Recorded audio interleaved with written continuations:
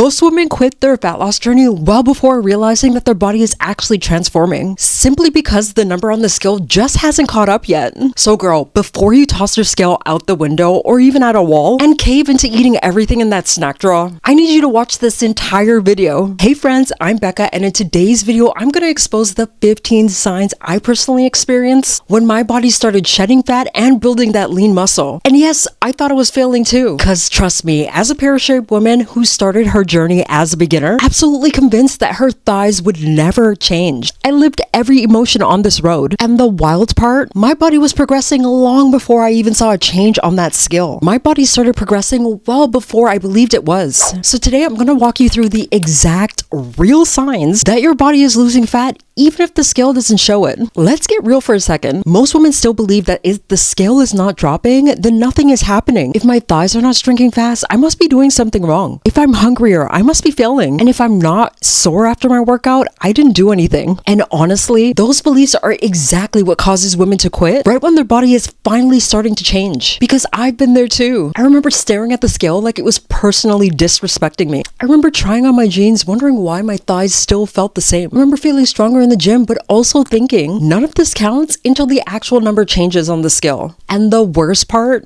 I felt so annoyed for struggling. Women's lower body fat, those hips and thighs, are so resistant to fat loss. And that's because it has more alpha-2 receptors. Your legs, mainly the thighs, have a majority of your body's estrogen receptors. With estrogen dominance, there's an increase in the fat-storing form of estrogen called estradiol, and your body can disproportionately start to distribute fat in the lower body because of this. And then these very same fat cells further increase your estrogen levels, exacerbating the imbalance and leading to a vicious cycle where it can feel impossible to lose fat. Meaning your body is literally programmed to hold on to that fat longer. That's just your biology doing exactly what it's supposed to do. And if you don't understand these signs, the cost is huge. You quit right when you're about to see the results. You restart diets over and over, destroying your metabolism. You ultimately lose confidence in yourself, and you reinforce the belief that your body is broken. You never give your muscles time to grow and actually build that body. And that's why this conversation matters so much, because this scale is only giving you a tiny piece of the bigger story. Once you learn the real signs of actual fat loss, the ones your body actually shows before the scale does,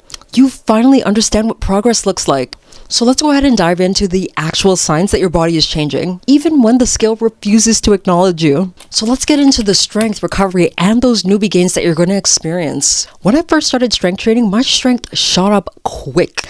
Like I was suddenly adding like 10 to 20% more weights to the movements within a few weeks. At first, I told myself, it's not actual progress. It's just easy because I'm a beginner. And then I learned the actual science. Those early strength increases are actually neural, meaning your body and your brain are working better together. Your nervous system is basically waking up and saying, hey girl, we had these muscles all along and we're ready to use them. This is what we call those newbie gains. Your body learns to recruit more muscle fibers. Your coordination improves. Your form becomes way more stable, and your muscles actually fire in the right order. Your brain reduces inhibition so you can actually lift heavier. My squat reps increased without feeling like my soul was about to leave my body. Here's the magic. Strength increases equals fat loss support. Because when you lift heavier, you burn more calories and you build more muscle and you protect your metabolism. And while all of this is happening, the scale might not move at all because neural gains don't necessarily show up as weight changes.